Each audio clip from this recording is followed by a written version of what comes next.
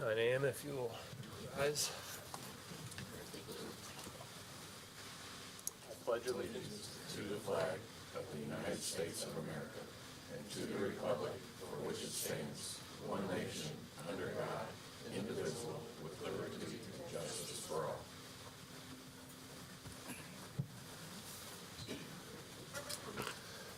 Good morning.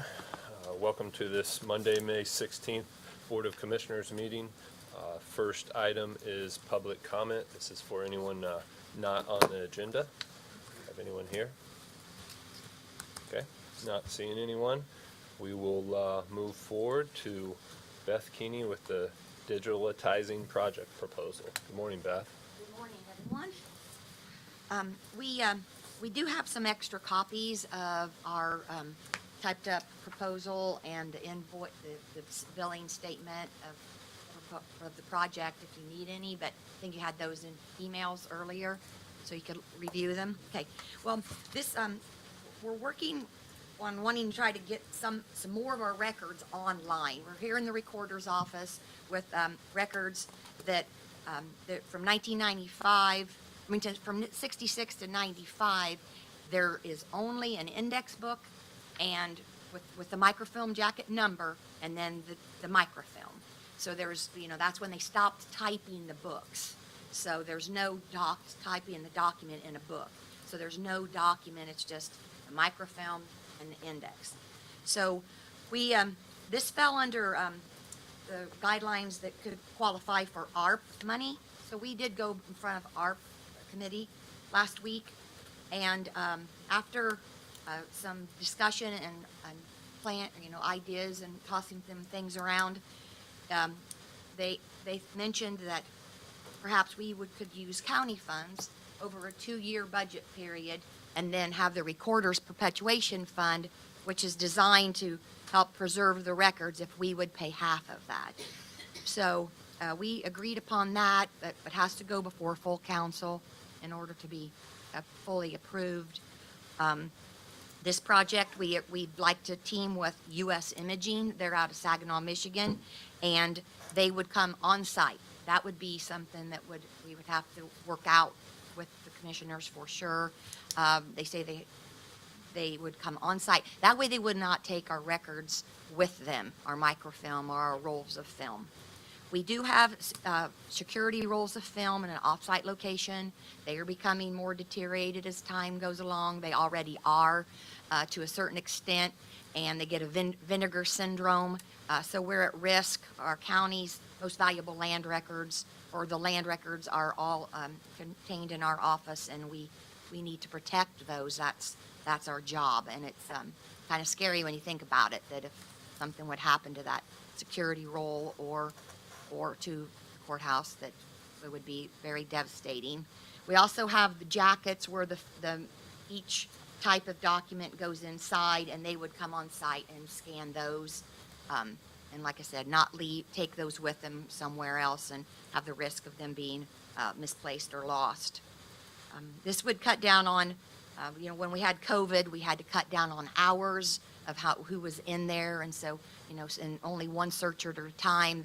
Sometimes we can have 4 or 5 people in there at the same time, all going through the microfilm and looking through the books, and it's just, everybody is in close proximity, and then more wear and tear on those microfilm jackets.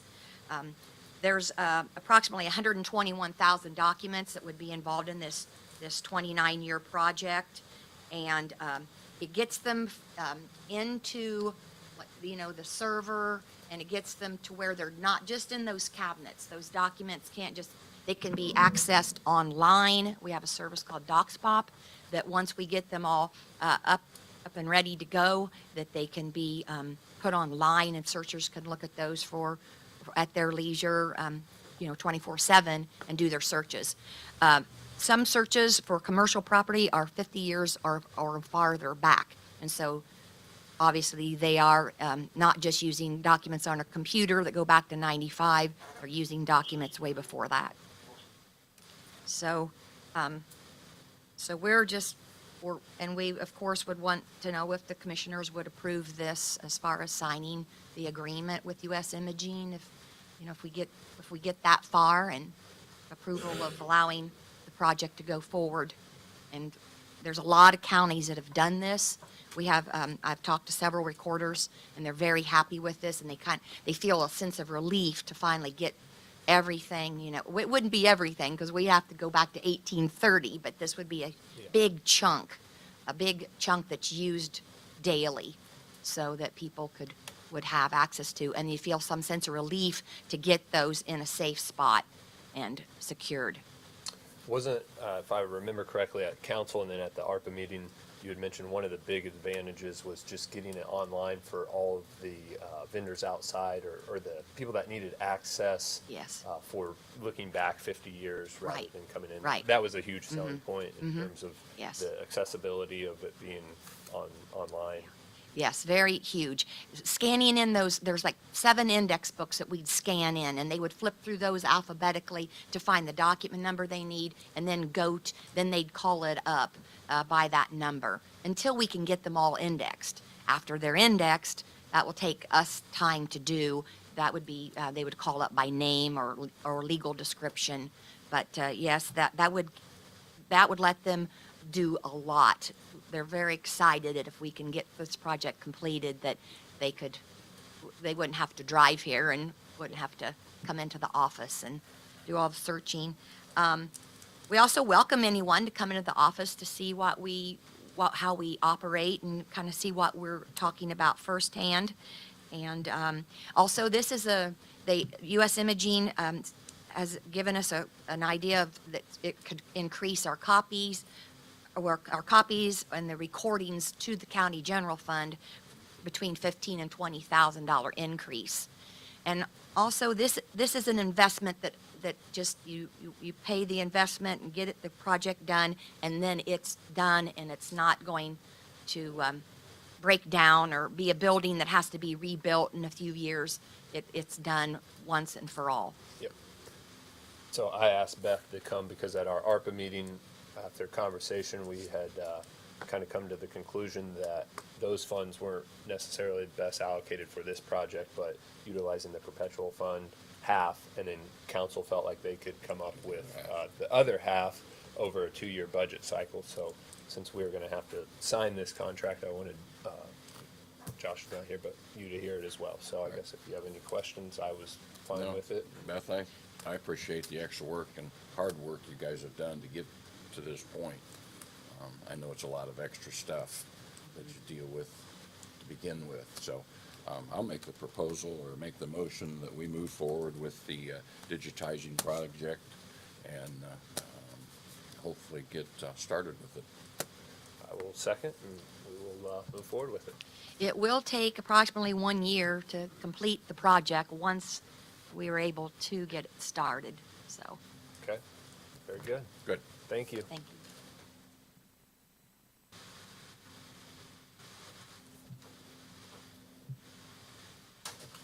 Next up is Stephen. Yeah, perfect time. Or do you want me to move it around, give you a minute? All right, okay. I let Jerry know I was going to be 15 minutes late. Sorry about that. Renee, you want to come over here? Good morning, Stephen. Good morning. How are you guys? Good.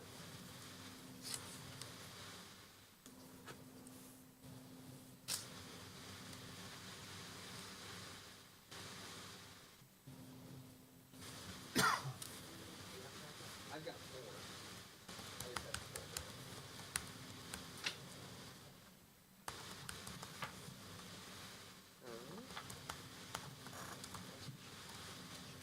No, you're good. You're okay. So Renee and I wanted to touch base with you guys about our helicopter dispatch system right now. So currently we've been using Lifeline out of Lafayette, and we've had a similar one-call system with them. But our system's kind of failing, and they've left us hanging several times with false ETAs. Would you agree? Correct, yes. When a helicopter is requested, we make that phone call right now. It's typically to Lifeline. They do a weather check. Even if it's nice out, they tell us we're gonna do a weather check. 'Cause you never know where they're coming from for sure. Could be Lafayette, or that one's busy. Could be Indianapolis or wherever, but then we're just kind of hanging, and they call us back, you know, and a lot of times we tell them we just need them on standby until someone gets there to determine if they really need them to go in flight. Many times well, it's a long time, like it could be 15, 20 minutes waiting on them to do a weather check. And we're just kind of waiting, and then if we find out we need them, we're calling them back. We're multiple times of calling back, and we don't have time to keep calling back, like, you know. We don't, and I'll use the tragic incident with the Carroll County Sheriff's Deputy and Jailer as most recent reference. We had requested, or Rossville Ambulance had requested Lifeline, and they said we need 2 helicopters. Lifeline said we'll get back to you with a weather check, and then 20 minutes later, when I got the phone call, we still didn't have a helicopter en route. And so, you know, I talked with their Renee's dispatcher, and we had Stat Flight and Lutheran en route before Lifeline even gave us a response. So this is kind of multifold of, one, we've been left hanging several times, and with that also being known, Lafayette's Lifeline base only has 1 crew for the entire week. So 1 flight nurse, 1 flight medic is currently who is staffed there right now. So they are very short-staffed, like everywhere else, but just not enough to accommodate us. So, and then also with me working part-time for PHI, I do have to go through the conflict of interest with them. But so what we've come up with is a 1-call system through St. Vincent, which guarantees the closest geographical aircraft to the community. Because Lifeline is so short-staffed, we've agreed, and because of the issues we've had, we've agreed that Stat Flight would be the first call from West Lafayette, and then if they're unavailable, Lifeline would be the first call after that, and then it goes on from there to whoever is closest to whichever region of the county the incident occurs in. But even if, let's say, Stat Flight in West Lafayette was the first requested, and they're not the closest geographical aircraft, a different aircraft will be dispatched. And with the 1-call agreement, they have a service report, and so every time we request them, they send us a report back as to whether or not they were truly transparent with their dispatch and whether or not they gave us the closest aircraft. So instead of with Lifeline, like they're saying, yeah, we'll have a 15-minute ETA, and they send us a helicopter from Terre Haute, this is like a guaranteed, like this is where the aircraft was that we dispatched you. And so it should get us the closest aircraft with the most timely response, which when we're calling a helicopter, which we don't do that often, but when we do, I mean, we really, really need one in a timely manner. So, And like Stephen said too, it's 1 call. We're making 1 call. We're calling Stat Flight. And if they're not available, they are finding the other helicopter, and then they will let us know.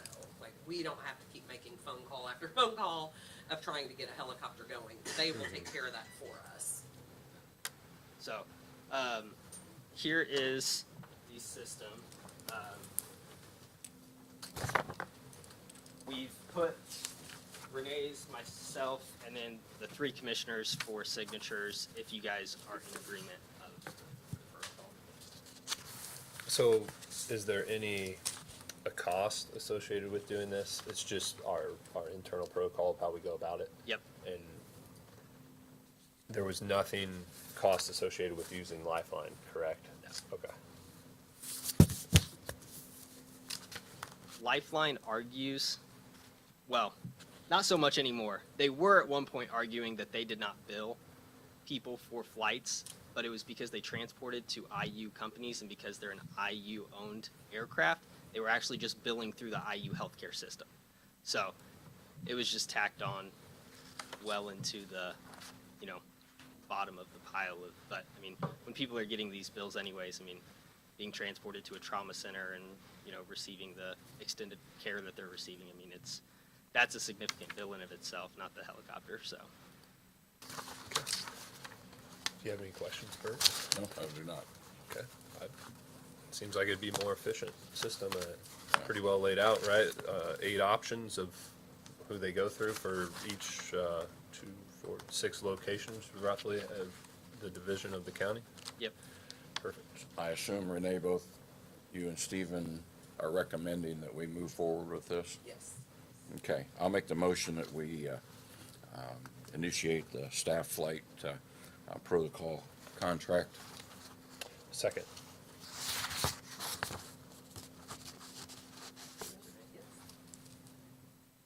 Thank you guys for Yeah. taking the lead on this. I have two other things. Okay. One, I reported this at the council, and both of you are already there, so you already know, but I'll say it here too. Josh Ewitz and Greg had approved in August a pay increase or a rate increase on what our ambulance fees are.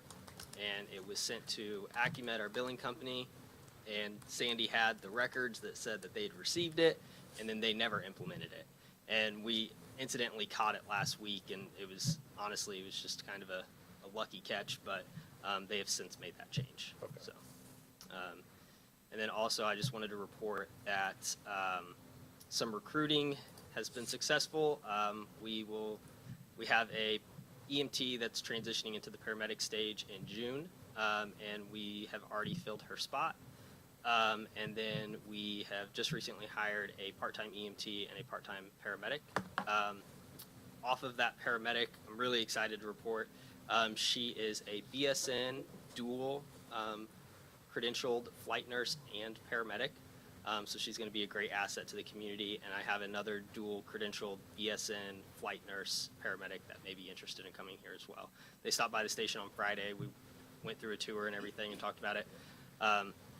Maybe conversation at a later time, but maybe we might need to consider for retention of those types of assets to the community, paying them a little bit more for their credentials that they have that your standard paramedic doesn't. So, but just wanted to plant that seed and let you know I think things are looking up. So with the transition of the EMT to the paramedic in June, how many full-time paramedics will we have at that point?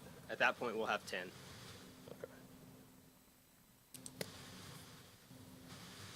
Okay. Good. Stephen, thank you. Yep. Yeah, Thanks, guys. Thanks. Sorry again for being a little late. Oh, you're fine. Perfect. All right, next up, we will open the community crossing bids. Can you take us through that, Tom? Sure, yeah, my understanding there's 3 projects that each company should be or may be giving us bids for. Okay. The first one is from Milestone Contractors.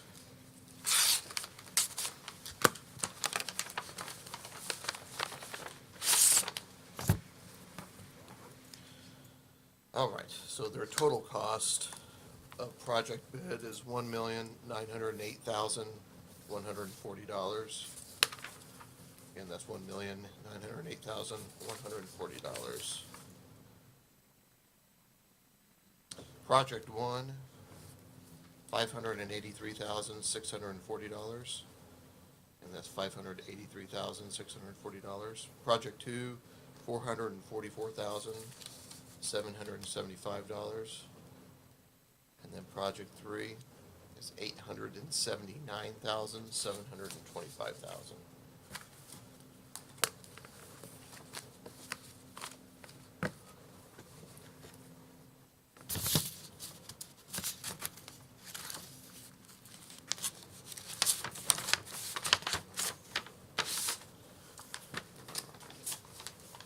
Mr. President, I make the motion that we table each one of these for further consideration as Mr. Little goes through. Yeah, take them under advisement, yes, I agree. The next one seems to be from DC Construction Services.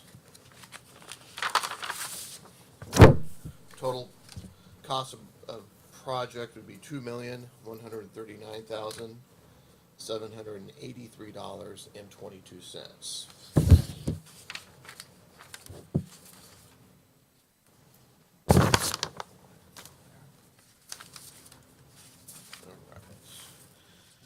Project number 1 is $634,592.66. Project number 2 is $486,336.26. Project number 3 would be $1,018,854.30.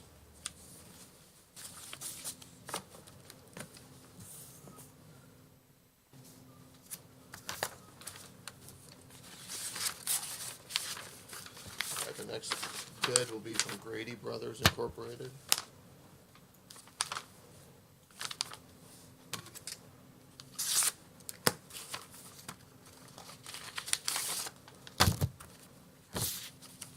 All right, their total bid, $2,044,877.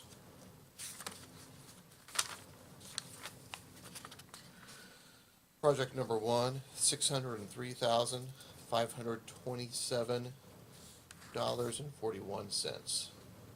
And $603,527.41. Project number two is $472,540.97.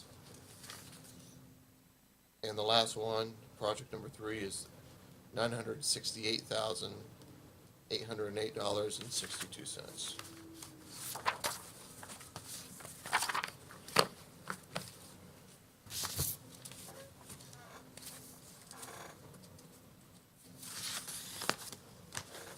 The next one is going to be from Howard Companies.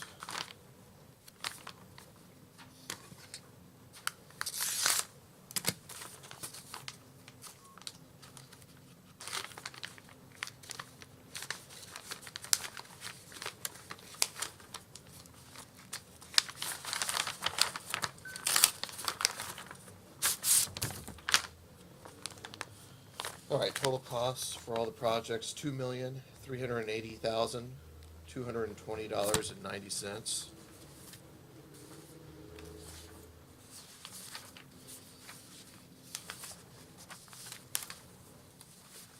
Project number one, $716,037.65. Project number two, $549,851.50. And project number three is $1,114,331.75.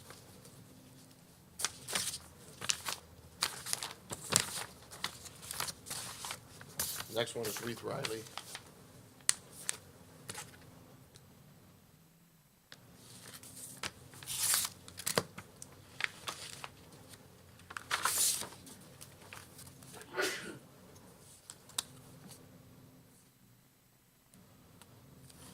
All right, there's a cost of project bid, and there's a sticky note with black lines over it. If you lift it up, there's a number underneath it. I don't know what this means, but I'll go ahead and read the number that's underneath there. Okay. It's $1,888,509.02.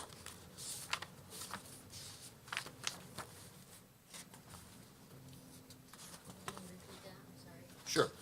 $1,888,509.02.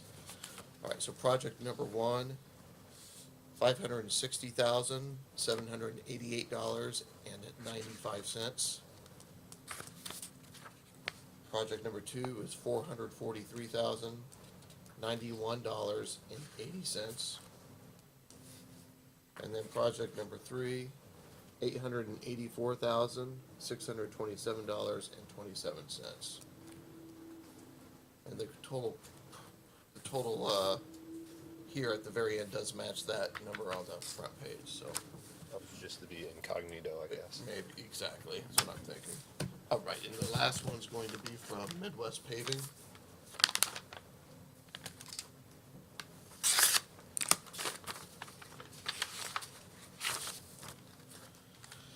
All right, their total costs of the projects are $1,829,642.78.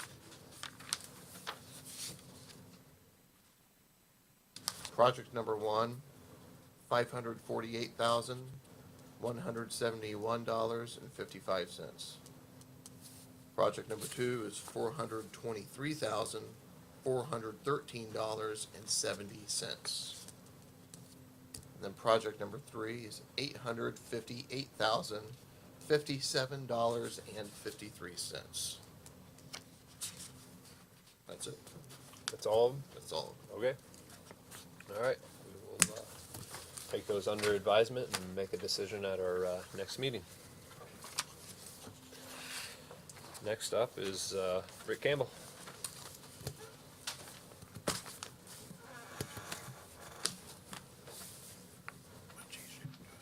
Morning. Morning, Rick. I have a temporary or local traffic detour for the state needs to be signed for Michigan Town Road for 20 I want to use Michigan Town Road. For 28 to utilize Michigan Town Road? Yes. Okay. Seems like we get one of these every 2 weeks. Yeah. I guess I'll entertain a motion to Motion to approve the detour sign. second.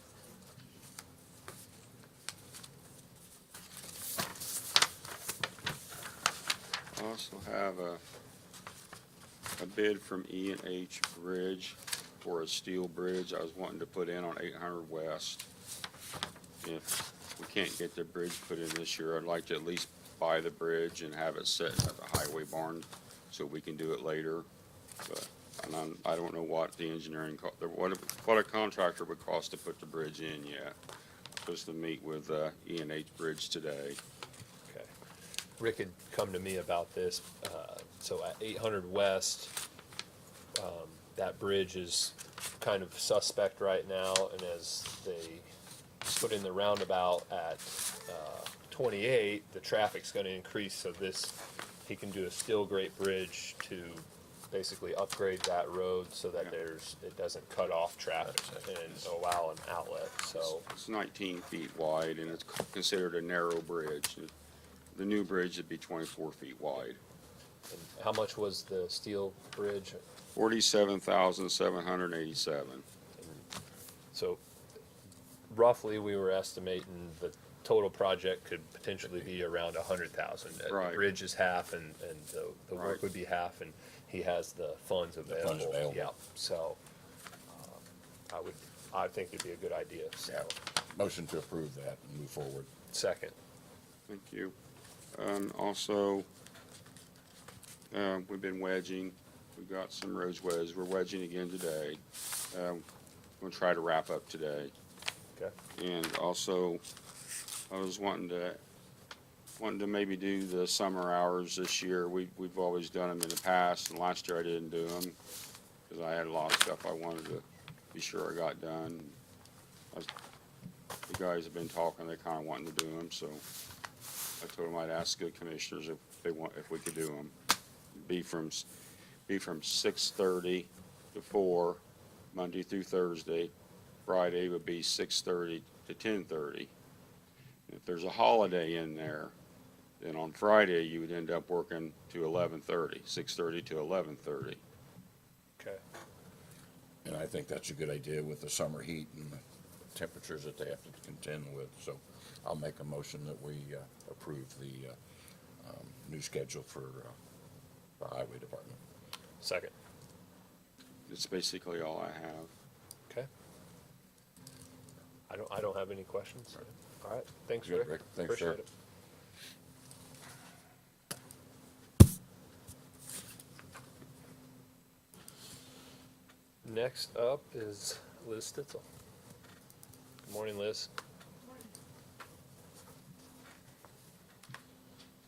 Right. I don't have anything major on the enforcement side. We're dealing with grass, as would be expected. I think just hit that time of year. I do have a LUPAC that I need to present, so we had an application that went through the Plan Commission on the 3rd of May, and it's out on West State Road 28. So the applicants' names are James and Rachel Rickenbach. And this was an application to rezone a 4.117 acre lot from A1 agricultural to B4 general business. So just, Jordan's familiar with this because he sits on the Plan Commission, but just so, Bert, you kind of, to remind you how this works, a rezoning is considered a law change. So like if we brought a new ordinance to you, the commissioners have the final say on whether or not it's granted. The Plan Commission is a recommending body. So as I present the LUPAC, the Plan Commission has made a recommendation, but the commissioners are not bound by it. So you can either accept it or you can reject it. you do have to act within 90 days, or the Plan Commission's recommendation becomes the law. So always make sure everybody's aware of that. In this particular case, this parcel is, in common terms, if you know where the CNG station is, it's the fueling station that sits at the corner of 28, and I believe that's 700. Yeah, it'd be 700. West. This is the house that sits directly across 700 at the southeast corner of that same intersection. I'm with you. So that house is not in great shape, and they're preparing to sell it, but they've determined that probably the best use is going to be for some kind of small commercial, retail, hotel, motel, gas station. It's only a 4-acre lot, and by the time you put in the aesthetic standards for berming and landscaping, that's not going to leave enough room for an industrial site. And then our overlay rules do not allow new homes within that 28 overlay unless specifically zoned residential. The reason is because we don't want then for businesses and factories to have to buy out Right. new houses to put in the developments we want on the frontage. So, so we want bigger developments for residential, or we don't want them there, you know. So, so this is actually consistent with that goal, to eliminate this house without it having to be a buyout and somebody having to move. So anyway, the Plan Commission heard the petition of the Reichenbachs, and after discussion and conversation, they forwarded a favorable recommendation to rezone this 4.117 acres from the agricultural to the general business zoning district. I would note that part of the logic was because this is a smaller lot. We're generally leery of rezoning large areas without knowing what the plan is, but because this is only 4 acres, it is going to be very limited, and the overlay is pretty restrictive in terms of what uses it will and won't allow there. So it's LUPAC 05-22-365 with a favorable recommendation. And I would add, I felt like the commission was following the vision of the commissioners that that's kind of development, not really necessarily residential, and this property was in pretty bad shape. It just wasn't worth this owner's investment to, you know, upgrade it to then Yeah, see fix it it bought for now. out And and then have try to something sell it. else there, so. Yeah. I'll make the motion, the commissioners approve the rezoning. Second. And I believe the original LUPAC, Jerry has, just make sure that's signed, then Brett can assign an ordinance number and get that to us. Just let us know whenever it's ready. No big deal, and we'll make sure the applicant knows that that was accepted. Okay. So, unless you have something else for me, I believe that's everything I had on my list. I had one question. I had someone reach out. I think I know the answer, but maybe some confirmation. The cemeteries around, we don't have any cemeteries that the county is paying to have mowed, correct? That all is through the townships. That would be my understanding. Certainly nothing, no cemeteries are being mowed through my office. Okay. My understanding is that township trustees are responsible for mowing cemeteries. I believe As a citizen with one down the road from me, it seems to just magically get mowed periodically, but I believe it is the trustees that handle that. I had a trustee tell a citizen that the commissioners in the county were mowing a certain cemetery, and I was unaware of it, so I wanted to Oh. confirm before I think- followed up with it, but. I think there may be some that are maintained by churches or volunteer groups as well that are in different ownership, but my understanding is trustees, if there's not Are a responsible. custodian.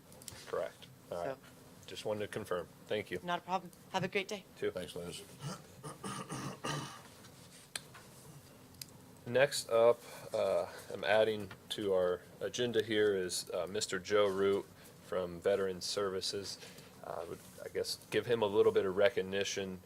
I believe it was last week, he had the pavers replaced out front, and they look wonderful. So just wanted to recognize you, Joe, and I don't know if you have anything you want to say about it. And we appreciate your time and effort in doing that, as well as organizing and the commitment to veteran services, so. I'd just like to thank the county commissioners for allowing me to be able to do this, to honor our veterans. The biggest battle I'm having right now is uncontrolled weed growth. It is kind of, this year seems to be the worst year I've had. Those things are very uncooperative. We sprayed them twice and they're still fighting me, but we will get that handled. I was actually gonna go up and pull weeds this afternoon. That's why I'm dressed like I am. I made the decision this morning whether to dress like you guys or dress to be out in the sun. So I made that decision and I'll stand by it. Good choice. Thank you guys for letting me do what I do. Yeah, thanks. Joe, before you leave, thank you for what you do. All right. As you know, I've had the opportunity to work with you and watch you work with others, and, you know, what you do is amazing to a lot of people. So, there's a lot of people out there that you have helped in a lot of ways, so my condolence or congratulations to you. Appreciate that, sir. Thank Thanks. you. Okay, next up, we have a McGuire Iron Pay App, number 5 to approve, which is for the water tower at 65 and 28. You have entertain a motion for that, unless you have questions, Bert. All right, motion to approve. Okay. Second, and I will again mention that Tom and I are working on figuring out how to get them back on schedule. Yeah. So, we're having the conversations, and we'll try and get them Good luck with that. Yeah. going in the right direction. Yeah. So. Next up is new business. We have an amendment to the broadband resolution 2021-07. This resolution was done last year about this time. I think it was May 3rd. And what we've come across is that the language is a little ambiguous and vague, and there's not clear direction for people that are calling in and needing information on the permits and the fees associated with bringing new broadband or upgrading broadband infrastructure in the community. So we've worked through some revisions to kind of give more clarity to that, and that would be the amendment. Dan did text me and said he's good with it, so. Okay, I made some additional, I incorporated your changes and just emailed them to you guys about 5 minutes ago, so. Okay. If you have those, but. So we could move forward and approve this contingent upon those changes. Right. And at that point, sign it at the next meeting, but have it in place here soon, correct? Yeah, you can actually just approve it, and I can tell you what those changes are right now. Okay, And go you can ahead. just base it on those. So what we changed is that I changed to require the broadband company to have a single point in contact to the entire Board of Commissioners. Okay. Okay? And so that way it makes it simpler for them, so you don't have to contact 4 or 5 different people to come and talk to you. Just one person from them, but the entire Board of Commissioners make that decision. Perfect. And then also, all broadband project exemptions that are listed in the ordinance are still subject to your final approval of the Board of Commissioners. So those would be the other 2 things that were changed above in the version that you have in front of you. Okay, great. I think Motion to approve the amended broadband resolution. Second. Okay. Next up, I will also add, it didn't get on the agenda, our coroner, Ed Kripe, had reached out. We had done some facility work there over the last year, restroom, morgue, and it's come to light that there needs to be a backflow put on the water lines, and that was not installed initially, so he was unable to be here today, but he got us 2 estimates to install that backflow. One from Brennan Co. Incorporated out of Lafayette for $2,287, and the other from AAA Plumbing here locally for $2,099. So I was. Mr. President, did he make any recommendations that he wanted by chance, or?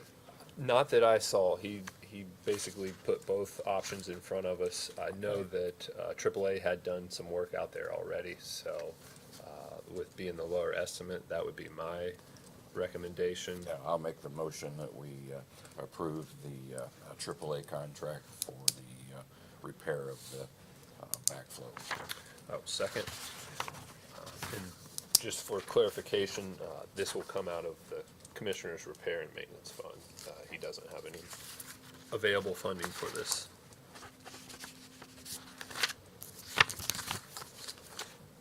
Okay, next up is department heads. We have any department department heads that would like to speak? Brett? Good morning. Morning, Brett. On Friday, I did meet with DOC and wanted to gauge their interest, any future interest on our current jail as a possible adult state work release or juvenile facility. And their answer is we have zero interest in obtaining and managing additional facilities. Okay. Put that to rest. Thanks, Brett. Any other department heads? Yeah, go ahead, Stephen. On the topic of Michigan Town Ambulance, does that require a commissioner vote? Transitioning to Forest. Transitioning Michigan Town to Forest. Ambulance 7 to Ambulance 13, does that require a vote? I would say I would say to be safe, yes, because it never hurts to do it publicly, and then we're showing transparency. So I think the best case would be to bring it at a Okay. meeting, and then we can vote on it and move forward. agree. So, Okay. Yes. Okay. So something that's been in the talks for several months now, I mean, dating back to mid-2021, Ambulance 7, Station 7 personnel in particular, do not necessarily want the ambulance to be in their garage. Ambulance 7 is very depleted on responding personnel. Our run volume out there is predominantly in Michigan Town, and now that we have an ALS unit out there, we already have a ambulance that's beating first responders to that area to begin with, whereas the Forest area is up north. It still takes us an extended time to get up there.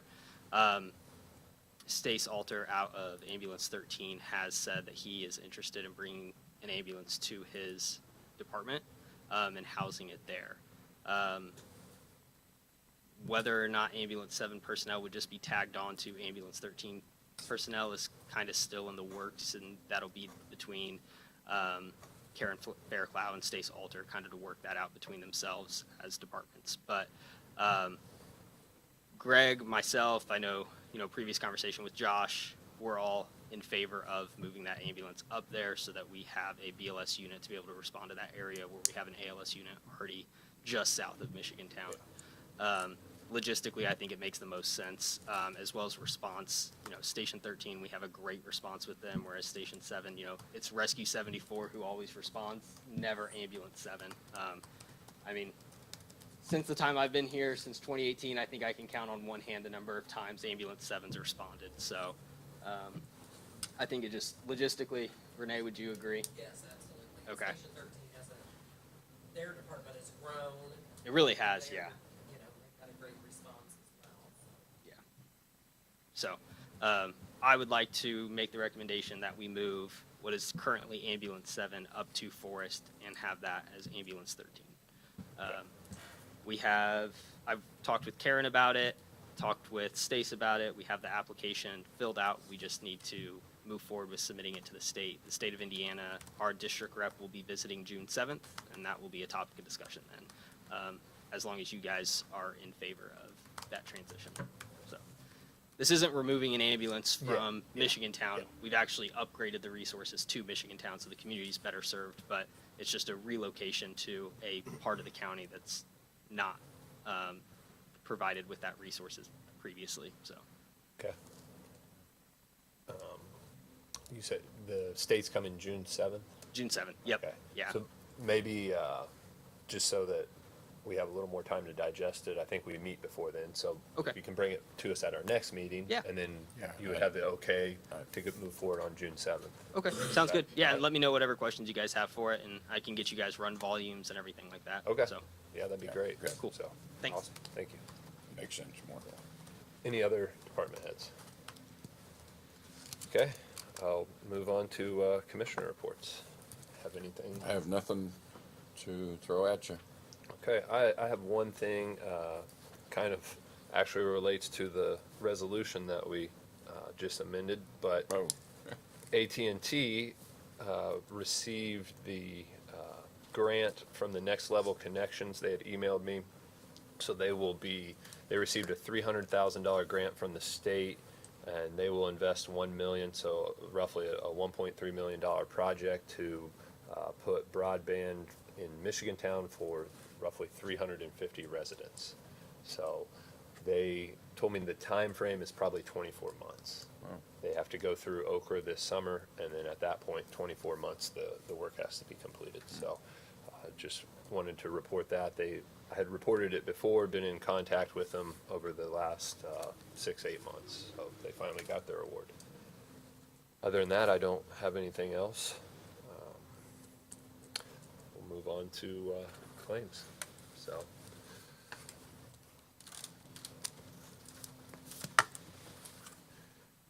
We have claims dated May 6 in the amount of $29,495.79. Claims dated May 12th in the amount of $8,792.54. Biweekly claims dated May 16th in the amount of $286,205.52. Court claims dated May 16th in the amount of $13,340.66. Elections claims dated May 10th in the amount of $7,139.64.